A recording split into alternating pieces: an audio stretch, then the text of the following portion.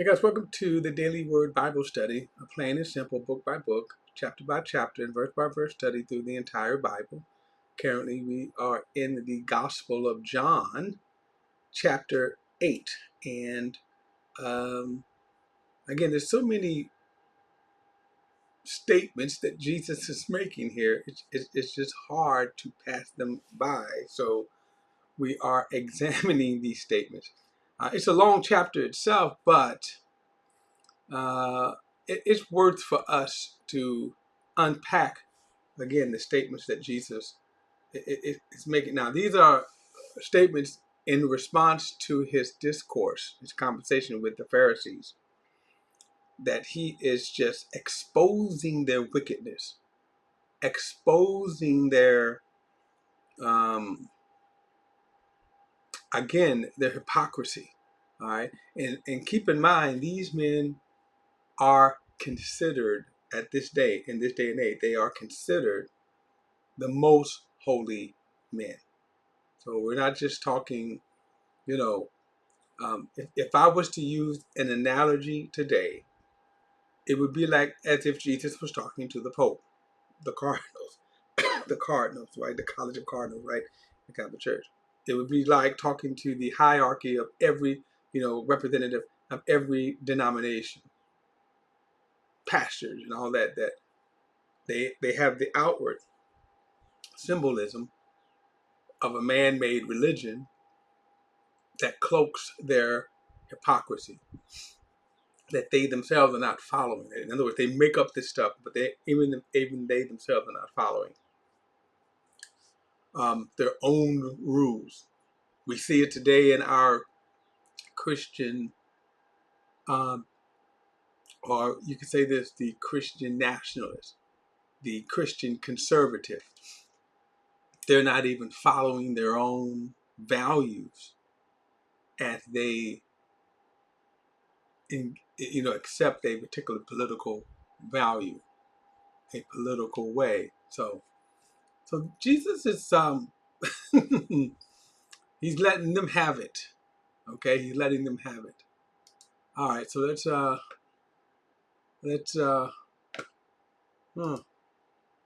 go to John. So in verse number 34, we left off here. So I'm going to pick it up at verse 34. Well, let me go back so that you can. I'm gonna start reading at verse 30. He says, "And as he was saying these things, many believed in him. So Jesus said to the Jews who had believed in him, 'If you continue in my word, you really are my disciple. Then you will know the truth, and the truth will set you free.'" Now, remember, the people that he's referring to here is the crowd, and then the Pharisees. That as they were listening to Jesus, they were believing in him, but Jesus makes the distinction. If you are a true believer, then you will continue in the word.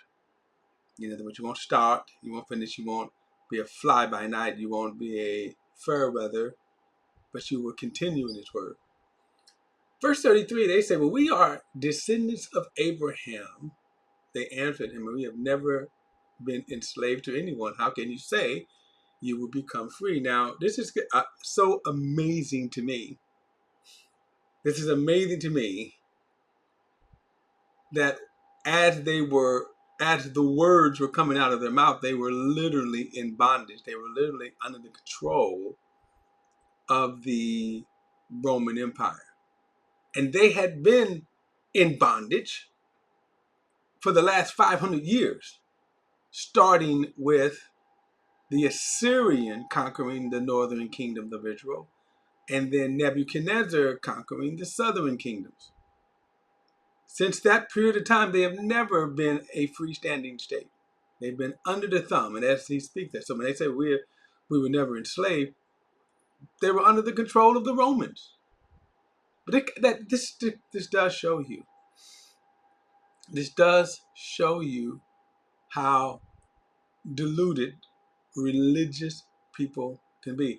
Now, you have to also keep in mind that the Pharisees enjoyed, even though they were controlled by the Romans, they enjoyed power and authority just as long as they stayed within the Roman lines. Okay.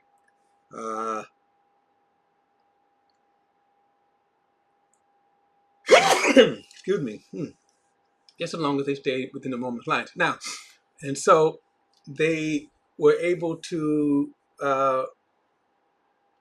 abuse their authority, both religious and then also Roman. The Romans didn't care as long as they kept them in line. So, yeah, so from their perspective, you understand the hypocrisy. So, verse 34, Jesus responded, I assure you, everyone who commits sin is the slave of sin, and a slave does not remain in the household forever.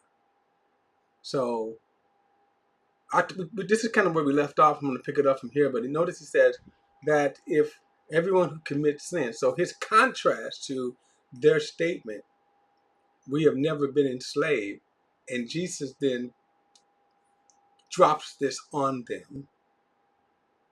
If you commit sin, and the word commit here is the continuation, commits.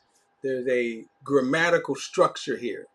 Commits, that S, or as we know sometimes, ing means a continuation. So, but Jesus is not referring to a single act, but a pattern, a lifestyle. I assure you, everyone who commits sin, then he said, is the slave of sin. Thus, you yourself are showing that you are not the descendant of Abraham, you yourself. And by the way, in a greater way, you're proving, he's going to make this statement, you're not even true descendant of Abraham because you reject Jesus.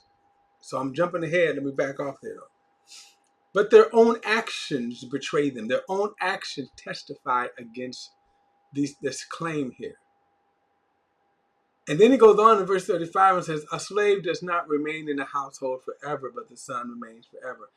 I want to say, too, when you look at the Pharisees, we have to kind of understand that the Sanhedrin, because this also includes the Sanhedrin. Now, the Pharisees were just more vocal. They were the ones that were the most vehement. Now, the Sadducees, the Pharisees and the Sadducees were these groups that were within the rulership of Israel set up by Rome, and they were commissioned by Rome.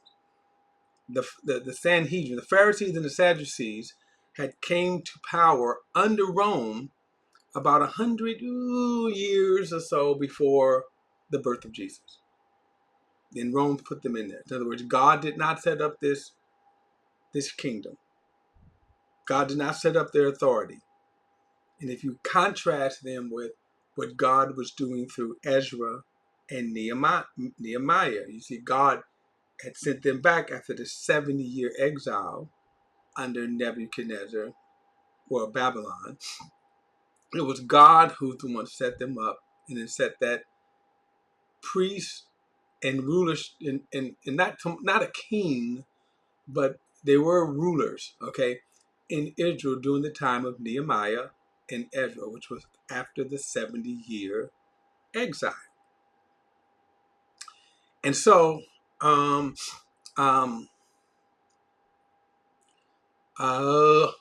thought here, the Pharisees were set up by Rome. Now, the Pharisees were students of the law, but they were fake, and they came to power under the law, and had been so at the time of Jesus. This is who he's talking about, and says, "Well, you are a slave of sin." But notice he says the slave does not remain forever, which in a sense was true. In AD 70, the Pharisees and the Sadducees came to an end. Okay, so but more than the political structure, Jesus is also talking about, of course, the eternal life. So he says, everyone who commits sin is a slave of sin, and a slave does not remain in a household forever, but a son does remain forever. Okay? So again, Jesus is I'm greater than you. See, you're the slave. You're the servant. Bad ones at that. And this is, by the way, when you look at all of the parables in Matthew 24 and 25, and then there are other parables throughout the gospel that Jesus tells about stewards. You understand right here? You understand this indictment that Jesus is making, these parables where the rulership of Israel, who were committed to watch over Israel, to feed Israel, to take care of Israel, but yet they did not. They plundered them. They abused. Okay, they abused their positions of authority. And that's why he says a slave, and they were just slaves. So at best, they were just servants. They were just slaves. A slave does not remain in the household forever, but a son does remain forever. Now, verse 36, therefore, if the son sets you free, you really will be free. And then he says, verse 37, I know you are descendants of Abraham. So now he's getting ready to shift.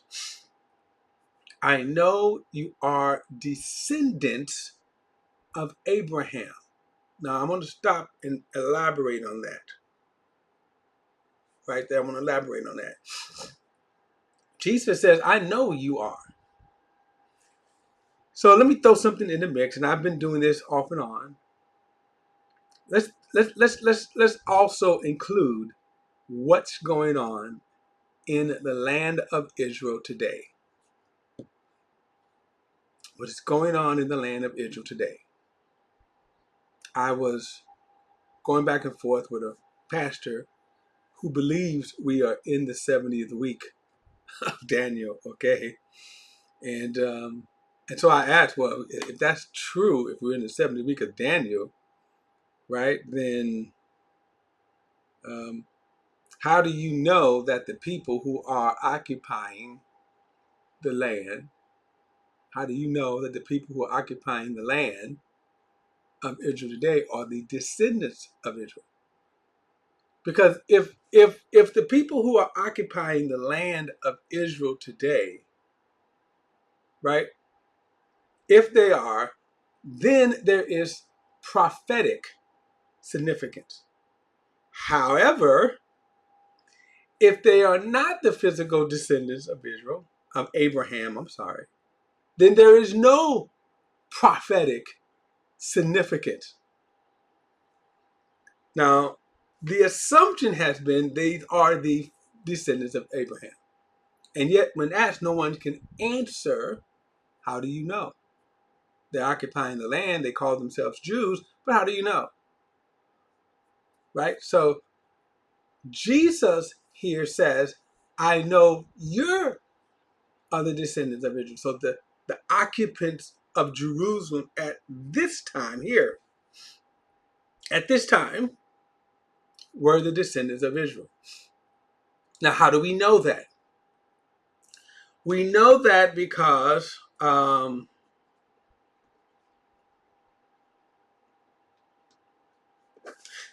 we know this because they could trace their genealogies back.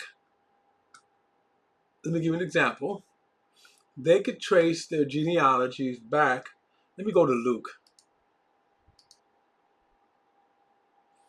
Luke.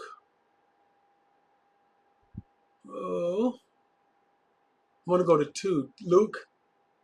And trust me, here's the thing about genealogies. Here's the thing about genealogies. Here. Where is it? Here we go. I'm going to show you 2 genealogies, okay? I'm going to show you 2 genealogies, okay? And I'm not going to go through all of them, but verse 23 says, and as he began his ministry, Jesus was about 30 years old and was thought to be the son of Joseph, the son of Heli. And then notice it goes on. He goes all the way back, okay? And the son of Red, the son of Zubarol, Now, this brings us to the time of the 70-year return, the time of Ezra, when they return back to Jerusalem. Then it goes back. All right, all these people here, son of Matthew. And then it says, in Simeon, the son of Judah, right? So the son of Judah right here. And then it goes back. Am I in the right one here? I think I'm in the wrong one right here. Okay, I'm sorry. This Judah is not the Judah I was talking about right here. Because here we go. We go back. Then it says son of Nathan. Then he says son of David. And the son of Jesse. The son of Obed. Now, all right. So, son of Nathan. I think Solomon was called Nathan too. His name was Nathan because I'm gonna have to do some research on this. Okay. But then notice Jesse, Obed, Boaz, right? And you kind of go back. This is the Judah I was talking about. Perez, Judah, and then Jacob, then Isaac, then Abraham, right? Okay. Then we go on, and we go all the way back to Shem. Okay. So Jesus is a direct result of Shem. Okay. And I will add, not a European descendant. And by the way, because you look, I'm not the one who make this up. There were a concerted effort to distort the Christian narrative, but okay. But it goes on: Enoch, Jared, and then Canaan, then Enos, and then Seth. Interesting, and then son of Adam. Okay, so my point is, he goes all the way back to Adam, right? Jesus can prove that he is a Jewish descent of one, David, up to Abraham, and he goes all the way back to Seth. And what he's showing is that the reason why Cain is not mentioned here, by the way, the reason why Cain and Abel is not mentioned here, because first of all, Abel was killed. And then Cain is not, because he was the wicked seed. And so these genealogies were only recording the righteous seed. Let me go to Matthew. Let's go to Matthew. And so Matthew starts off, okay, so remember, Luke starts with Jesus and goes back. Matthew is going to start at Abraham and come forward. And so notice Abraham fathered Isaac, then Jacob, and then notice this, Judah, and then it mentions all his brothers, but Judah is the line that we're interested in. And then it comes down, there's Boaz, which is, by the way, Ruth, book of Ruth, Rahab, by Rahab. Here's the interesting thing right here. By Rahab, there's some genealogies missing here in terms of timeline. Notice Rahab, who was the prostitute back during Joshua's day. So that's kind of interesting. So there's a lot of genealogies that's missing here. Then Boaz, then Obed by Ruth, right? Then Obed Jesse, and then David, which is, okay. So then we mentioned you have David father Solomon.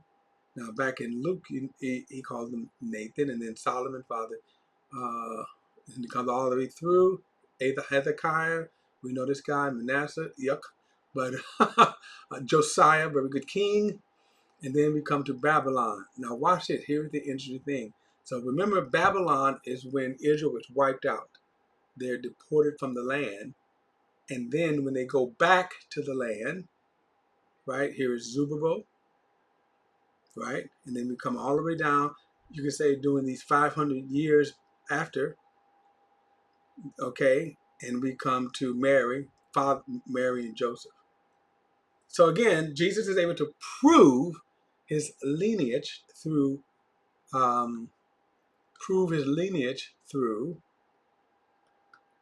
the genealogies. I'm going to squeeze one more in here. And I think I can do it here in Chronicles. Here we go. Now, Chronicles, I'm just going to skim through this here, okay, because this is the it's called the First Chronicles, but notice he starts with Adam, then Seth, right? He's not counting Cain because Cain is the wicked seed. But notice this: you see all these different genealogies. I think it's about almost 14 chapters or something like that, right? Think about this: all these genealogies here, right? All these genealogies that they use. Look about this: all these genealogies, all right? Think about that. All these genealogies. I'm going to stop here, but that's what I wanted to show you is that um, these genealogies, which were used, remember, part of these genealogies were used by Matthew and Luke, right, to establish Jesus' genealogy. Those, what I just showed you in First Chronicles, was kind of a wider spread of all 12 tribes of Israel genealogies.